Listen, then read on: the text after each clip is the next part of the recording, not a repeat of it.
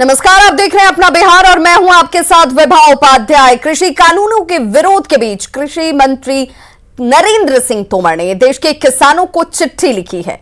8 पन्ने की इस चिट्ठी में नरेंद्र सिंह तोमर ने किसानों को 8 आश्वासन दिए हैं। उन्होंने कहा कि सरकार एमएसपी पर लिखित में आश्वासन देने को तैयार है। उन्होंने एक बार फिर यह साफ किया कि एमएसपी जारी है और जारी ही रहेगी। कृषि मंत्री ने यह भी कहा है कि राजनीति के लिए कुछ लोग झूठ फैला रहे हैं। तो एमएसपी के बारे में सरकार लिखित आश्वासन देने को तैयार हो गई है। एपीएमसी के बाहर निजी बाजारों पर राज्यों को कर लगाने की अनुमति होगी। विवाद के समाधान के लिए किसानों के पास अदालत जाने का विकल्प होगा। कोई भी किसान की जमीन पर कब्जा नहीं कर सकता है। कृषि कानून किसानों को भूमि के किसी भी तरह के ट्रांसफर, बिक्री, लीज और गिरवी की अनुमति नहीं देता है। कॉन्ट्रैक्टर्स किसानों की जमीन पर किसी भी तरह का स्थायी बदलाव नहीं कर सकते हैं। कॉन्ट्रैक्टर्स को किसानों की जमीन पर उनके किसी भी अस्थायी निर्माण के लिए लोन नहीं दिया जा सकता है। कानून किसानों की जमीन को जब्त किए जाने की किसी भी प्रक्रिया की अनुमति नहीं देता। केंद्रीय कृषि मंत्री ने किसानों के नाम 8 पन्ने का पत्र लिखा है और उस पत्र में उन्होंने कौन सी महत्वपूर्ण बातें लिखी हैं, उस पर एक नजर डालिए। तो सबका साथ, सबका विकास, सबका विश्वास के मंत्र पर चलते हुए प्रधानमंत्री नरेंद्र मोदी के नेतृत्व में हमारी सरकार ने बिना भेदभाव सभी का हित करने का प्रयास किया है। पिछले 6 वर्षों का इतिहास इसका साक्षी है।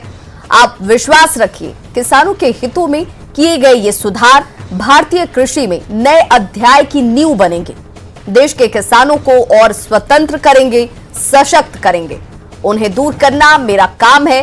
बीते दिनों मेरी अनेक राज्यों के किसान संगठनों से बातचीत हुई। कई किसान संगठनों ने इन कृषि सुधारों का स्वागत किया है। वे इससे बहुत खुश हैं। किसानों में एक नई उम्मीद जगी है। मेरे लिए ये बहुत संतोष की बात है कि नए कानून लागू होने के बाद इस बार एमएसपी पर सरकारी खरीद के भी पिछले सारे रिकॉर्ड टूट गए हैं। ऐसे समय में जब हमारी सरकार एमएसपी पर खरीद के लिए नए रिकॉर्ड बना रही है, खरीद केंद्रों की संख्या बढ़ रही है, कुछ लोग किसानों से झूठ बोल रहे हैं कि एमएसपी बंद कर दी जाएगी। आप यानी कि किसानों का जिक्र करते हुए ये अपील है कि राजनीतिक स्वार्थ से प्रेरित कुछ लोगों के द्वारा फैलाए जा रहे सफेद झूठ को पहचानें और सिरे से इसे खारिज करें। ये नरेंद्र सिंह तोमर की तरफ से 8 आश्वासन 8 पन्नों के जरिए।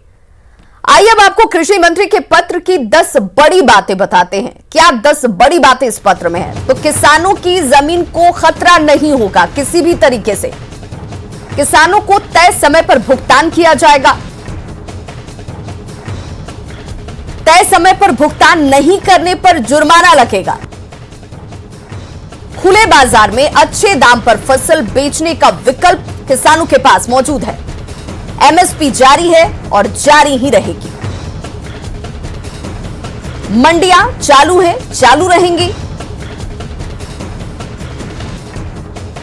करार फसलों के लिए होगा, जमीन के लिए नहीं होगा। किसान जब चाहे करार खत्म कर सकते हैं, यह अधिकार किसान के पास है। एपीएमसी मंडियां कानून के दायरे से बाहर हैं। राजनीतिक स्वार्थ के लिए फैलाए जा रहे झूठ से किसानों को बचना चाहिए। प्रधानमंत्री नरेंद्र मोदी ने कृषि मंत्री नरेंद्र सिंह तोमर के खुले पत्र के बाद ट्वीट किया। प्रधानमंत्री नरेंद्र मोदी ने अपने ट्वीट में लिखा है, कृषि मंत्री नरेंद्र सिंह तोमर जी ने किसान भाई बहनों को पत्र लिखकर अपनी भावनाएं प्रकट की हैं। एक विनम्र संवाद करने का प्रयास किया है। सभी अन्नदाताओं से मेरा आग्रह है कि वे इसे जरूर पढ़ें। देशवासियों से भी आग्रह है कि वे इसे ज्यादा से ज्यादा लोगों तक पहुंचाएं।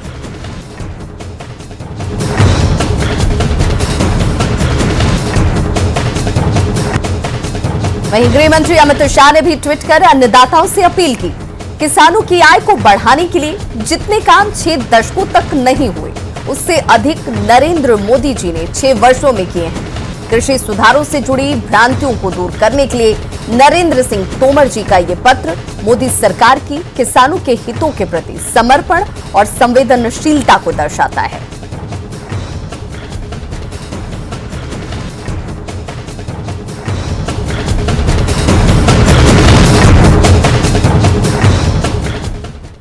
तो केंद्रीय कृषि मंत्री के किसानों के नाम पत्र के बाद सियासत इस पर तेज हो गई है। कांग्रेस और आरजेडी ने कृषि मंत्री के पत्र को आंदोलन से ध्यान हटाने की साजिश करार दिया, जबकि जेडीयू ने केंद्र सरकार का बचाव किया है और विपक्ष पर वार किया। कि किसानों के साथ लगातार केंद्र सरकार झूठ बोल रही है और झूठे आश्वासन दे रही है। एमएसपी को लेकर जो केंद्रीय कृषि मंत्री ने नया बयान जारी किया है, पत्र जारी किया है कि उन्हें किसानों को एमएसपी मिलेगा, इसकी गारंटी है। अरे कहाँ गारंटी है? जब मंडी ही खत्म हो जाएगी, बाजार समितियां खत्म हो जाएंगी, तो किसान को एमएसपी पर उनके फसलों का वाजिब मूल्य कौन देगा? देश के किसान 22 दिनों से सड़कों पर हैं। अब माननीय कृषि मंत्री देश के किसानों को पत्र लिख करके समझाने का प्रयास कर रहे हैं। नए नए रोज शिगुफा सरकार छोड़ती है। किसान भाई, अन्नदाता जो देशवासियों का पेट भरते हैं वो परेशान है, बदहाल है, लेकिन सरकार इस मुद्दे से ध्यान भटकाना चाहती है। केंद्र की एनडीए सरकार ने स्पष्ट किया है कि एमएसपी लागू रहेगा। हमने भी बार बार इस बात को दोहराया है कि एमएसपी पर कोई समझौता नहीं है, लेकिन विपक्ष भ्रमजाल फैलाकर कि एमएसपी समाप्त कर दिया जाएगा, किसानों के खेत ले लिए जाएंगे, उद्योगपति हावी हो जाएंगे, अपनी राजनीतिक रोटी सेकने में लगा है और किसानों के कंधों पर बंदूक चलाने की कोशिश कर रहा है। और सहयोगी रजनीश हमारे साथ इस वक्त लाइव जुड़ गए हैं राजधानी पटना से। रजनीश, संवाद से ही तो समाधान संभव है, बातचीत से ही तो रास्ता निकलेगा। अब अगर उसी रास्ते के तहत पत्र के जरिए संवाद और यह भी साफ किया जा रहा है कि क्या होने वाला है और क्या नहीं होने वाला है, तो इसमें आपत्ति किसी को क्या होगी?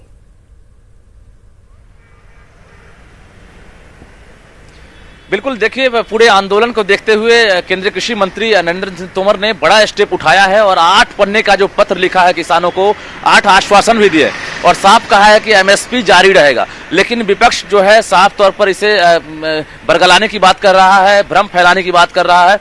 आरजेडी की अगर बात करेंगे, कांग्रेस की बात करेंगे तो लगातार आरोप ये लग रहा है कि किसान जो है परेशान है, अन्नदाता के साथ छलावा किया जा रहा है। और इससे पहले जो किसान विधेयक कानून लाया गया था उस समय किसानों से क्यों नहीं सवाल किया गया था। वहीं बीजेपी की अगर बात करेंगे तो उसका कहना है कि जो अन्नदाता है उनके लिए पीडीएस और जो अंत्योदय योजनाएं चलाई जा रही है, तो ऐसे में अनाज की हमेशा जरूरत पड़ेगी। खासकर पंजाब हरियाणा जैसे राज्य हैं, वहां के किसानों के 97% जो अनाज है वो सरकार खरीदती है। तो बिहार में भी जो किसान है उनसे खरीदारी लगातार की जा रही है। लेकिन विपक्ष का ये कहना है कि जो बाजार समिति है या मंडियां हैं वो जब बंद हो जाएंगी तो फिर न्यूनतम समर्थन मूल्य कौन देने वाला है।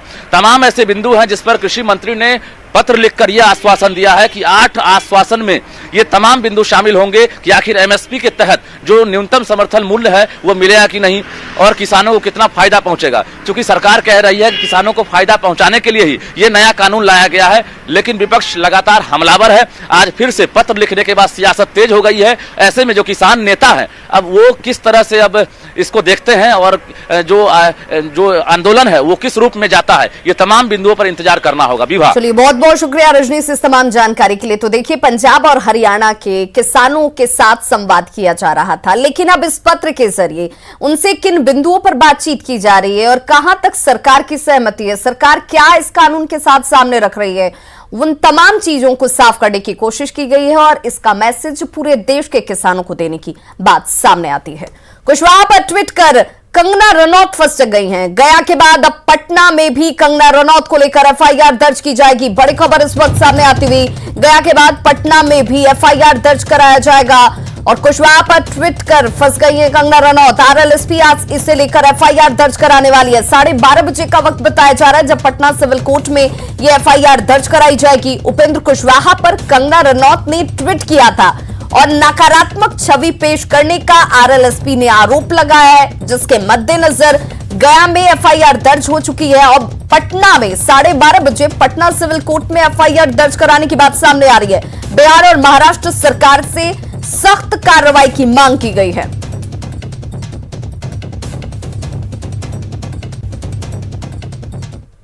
इससे पहले गया कोर्ट में फिल्म अभिनेत्री कंगना रनौत के खिलाफ कल मुकदमा दायर किया गया। आरएलएसपी नेता विनय कुशवाहा ने आरोप लगाया है कि कंगना रनौत की टिप्पणी से उपेंद्र कुशवाहा के सम्मान को ठेस पहुंची है।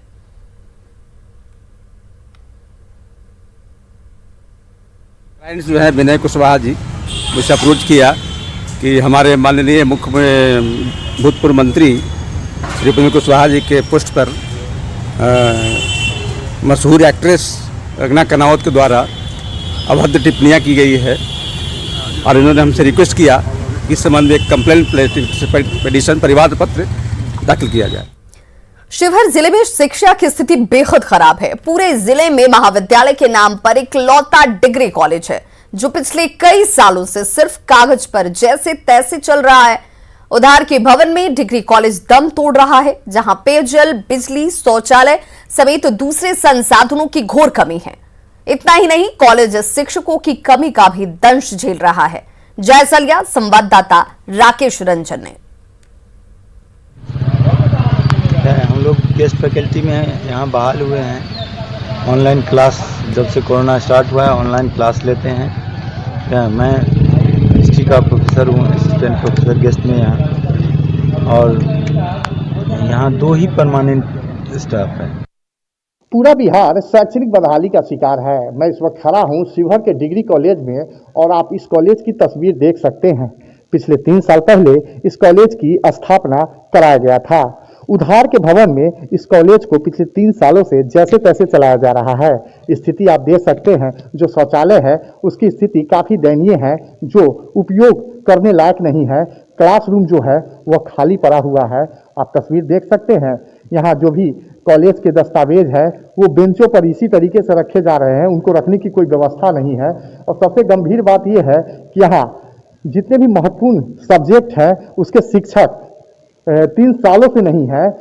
हाल के दिनों में गेस्ट टीचर को यहाँ किसी तरीके से पदस्थापित किया गया था, लेकिन जो पढ़ाई की अगर बात की जाए तो यहाँ पढ़ाई का कोई माहौल नहीं है।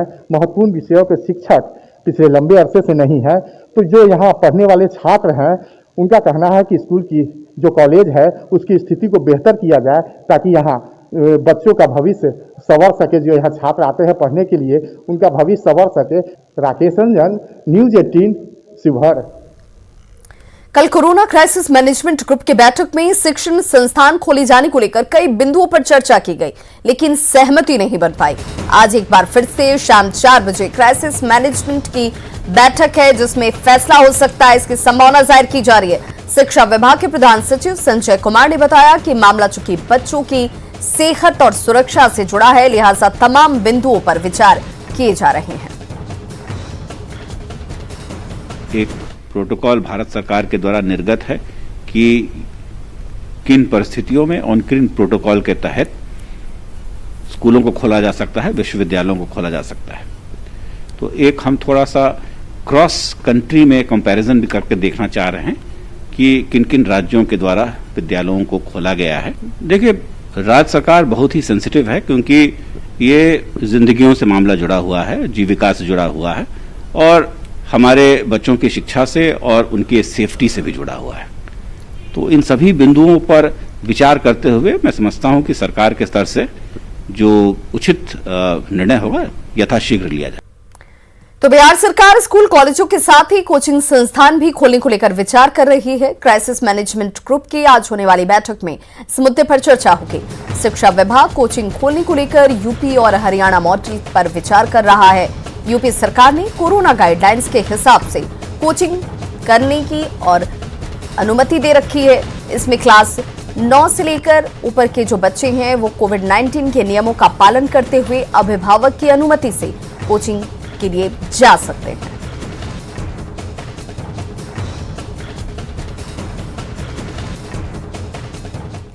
चारा घोटाले में सजा याफ्ता बीमार चल रहे लालू प्रसाद को मुजफ्फरपुर के युवाओं ने किडनी देने का ऑफर किया है।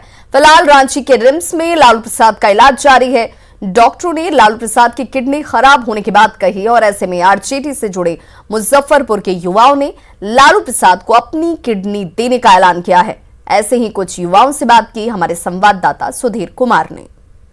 पूरे देश को पता है कि राजद सुप्रीमो लालू यादव की तबीयत खराब है, उनकी जो किडनी है वो ठीक से काम नहीं कर रही है। लेकिन मुजफ्फरपुर के ये चंद जाबाज लोग हैं, जरा तस्वीरों में देखिए कि ये आज लाइन लगाकर खड़े हैं कि अगर लालू जी इजाज़त दें तो अपनी किडनी उन्हें दे दें। किडनी कितना कीमती चीज़ होता है हम सभी जानते हैं, लेकिन ये लोग हैं जो लालू के दीवाने के ये किडनी देने के लिए तैयार हैं। क्यों ऐसा ख्याल मन में आता है? देखिए, लालू यादव जी गरीबों के मसीहा हैं, गरीबों के आवाज़ हैं, दलित शोषित वंचित योग की आवाज़ हैं और बिहार की शान हैं। उन्होंने जो कुर्बानी दी है बिहार के लिए उसको भूला नहीं जा सकता है। और आज इस दुख के घड़ी में जब उनकी किडनी बहुत कम काम कर रही है, जैसा कि डॉक्टरों के द्वारा मालूम चल रहा है, तो हम लोग ने भी ये सोच लिया है कि अगर खुदा न खास्ता ऊपर वाला ईश्वर न करे कि उस तरह की नौबत आए, लेकिन इस तरह की नौबत अगर आएगी हम लोग तैयार हैं और हम लोग अपनी किडनी देने को तैयार हैं। एक एक कार्यकर्ता देने के लिए तैयार है। आप भी लाइन में, तो आपको परेशानी नहीं होगी अपने लाइफ में? क्या परेशानी होगी, मुझे खुशी होगी कि बाप उम्र के मेरे बच जाएंगे इस किडनी से, तो मुझे बहुत खुशी होगी। लेकिन आपके पास तो एक ही बचेगा। कोई दिक्कत नहीं है, ये मेरा जज्बा है। मैं अपने लिए मेरा जान भी देना पड़े लालू प्रसाद में जान देने को तैयार हूँ। आपके बाल बच्चे हैं, बीवी है, बाल बच्चे हैं, वो अपना जिएंगे, वो अपना जी लेंगे जिंदगी, लेकिन मैं जीऊंगा सिर्फ लालू प्रसाद यादव के लिए। जज्बे का ये लेवल देखिए, ये जो जितना जोशो खरोश आवाज में है, ये साबित करता है कि लालू यादव के प्रति इनकी दीवानगी किस हद तक है कि बच्चे और परिवार भी लालू यादव से पीछे हैं। तो पूरा देश इंतजार कर रहा था कि लालू यादव ठीक हो जाएं, तो मुजफ्फरपुर ने ऐसी दशा में अपना किडनी लालू यादव को पेश कर दिया है। उम्मीद करते हैं कि किसी को किडनी देने की जरूरत नहीं पड़े, लेकिन ये दीवानगी काबिले तारीफ है। सुधीर कुमार, न्यूज़ 18, मुजफ्फरपुर। और अब बात ठंड के टॉर्चर की।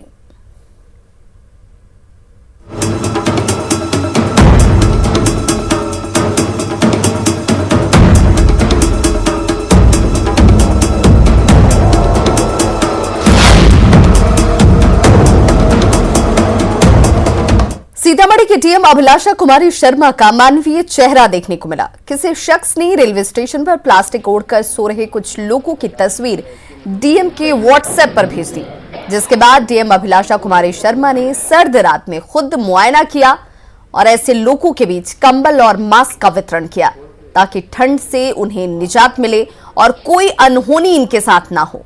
डीएम अभिलाषा कुमारी शर्मा ने शहर की कई जगहों पर जाकर जरूरतमंदों के बीच कंबल बांटे।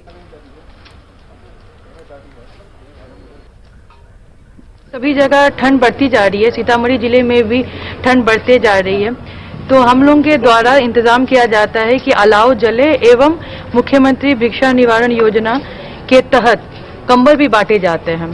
तो हम लोगों ने इसीलिए आज हम यहाँ पर आए हैं ताकि हम सब लोगों की स्थिति भी देख सके, उनके बीच कंबल बांट सके, ताकि इस ठंड में किन्हीं को भी अकारण ठंड के कारण कोई तरह की दुर्घटना किन्हीं के साथ नहीं हो।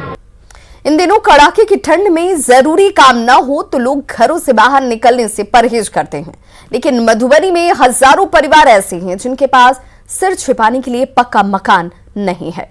अभी भी हजारों परिवार किसी तरह से बाल बच्चों के साथ हाड़ कपाने वाली ठंड में प्लास्टिक टांगकर या फिर टूटे फूटे कच्चे मकान में जिंदगी बसर करने को मजबूर हैं। भोवाड़ा पंचायत का जायजा लिया हमारे संवाददाता अमित रंजन ने। मधुबनी में इन दिनों कड़ाके की ठंड के चलते लोगों का जीना मुहाल हो गया है। ऐसे में लोग किसी तरह से अपने अपने घरों में बंद हैं, बहुत ज़रूरी काम होने पे बाहर निकल रहे हैं, लेकिन कुछ परिवार ऐसे हैं जिनके सिर पे पक्का मकान नहीं है। वो आखिर कैसे इस कड़ाके की ठंड में कैसे अपनी ज़िंदगी बसर कर रहे हैं। आइए आपको यहाँ मधुबनी के भोवाड़ा पंचायत में वार्ड नंबर 9 की एक तस्वीर दिखाते हैं। यहाँ पे ये देखिए वार्ड नंबर 9 की ये तस्वीर है। यहाँ भोवाड़ा पंचायत में यहाँ लोग किसी तरह से पॉलीथीन का या प्लास्टिक का दीवार टांग कर, ऊपर छत भी प्लास्टिक का ही है, इसमें किसी तरह से यहाँ पे रात में हाड़ कपाने वाली ठंड में लोग रात बिता रहे हैं। आइए इनसे बात करते हैं कि क्या दिक्कत है, अभी तक क्यों इन्हें ये शहरी आवास योजना का या इंदिरा आवास का लाभ नहीं मिला। बताइए, आपको क्या घर नहीं मिला है पंचायत से? नहीं मिला है, घर द्वार का पैसा ऐसा नहीं मिला है। बाल बच्चे गरीब आदमी को अपना कर्जा अर्जा करके घर बना है, बहुत परेशानी में तो घर बना है। घर बनाने के बाद तभी भी खुलखास में नहीं है, पानी उनी में, आनी तूफानी में बाल बच्चा मिलके यहाँ पर शोहर मिलके सब यहाँ पर होते हैं। पानी चूता है घर घर, पन्नी दे के छप्पर पर देते हैं। आपका क्या नाम है? शमसा खातून। तो आपको भी नहीं मिला है? जी नहीं मिला है, लेकिन नाम आता है, लेकिन बोलता है कि ठीक है मिलेगा, लेकिन मिलता नहीं है। नाम है इंदिरा आवास में, लेकिन नहीं मिला। यहाँ लोगों का ये कहना है कि इंदिरा आवास में इन लोगों का नाम है, लेकिन ये बार बार तो वहाँ पंचायत का या ब्लॉक का चक्कर लगा रहे हैं, लेकिन अभी तक इन लोगों के इंदिरा आवास का अभी तक कुछ यहाँ पे निपटारा नहीं हुआ है। लोग किसी तरह से इस कड़ाके की ठंड में किसी तरह जिंदगी बसर कर रहे हैं। अमित रंजन, न्यूज़ 18 मधुबनी। तो हिमालय पे हो रही बर्फबारी का असर बिहार में भी देखने को मिल रहा है। रात से सर्द पछुआ हवाएं चल रही हैं और इस वजह से न्यूनतम तापमान में 3 डिग्री सेल्सियस की गिरावट दर्ज की गई है। पटना के मौसम पर संवाददाता रजनीश कुमार की ये रिपोर्ट देखिए।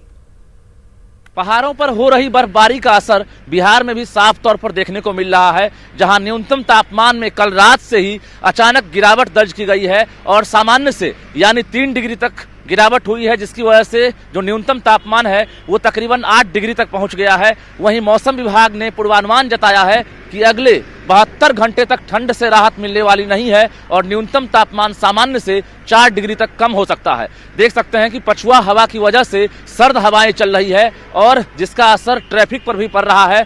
ज्यादातर लोग अब भी घरों में दुबके हुए हैं। ऐसे में जहां लोगों को कोहरे से बड़ी राहत मिली है, तो ठंड से फिलहाल राहत मिलने की संभावना नहीं दिख रही है। जबकि हवाई सेवा पर भी कहीं ना कहीं जो असर पड़ रहा था, हवाई सेवा पर फिलहाल राहत मिलता हुआ दिख रहा है, क्योंकि घने कोहरे अभी फिलहाल नहीं लग रहे हैं। कैमरामैन मनीष उनिया के साथ रजनीश कुमार, न्यूज़ 18 पटना।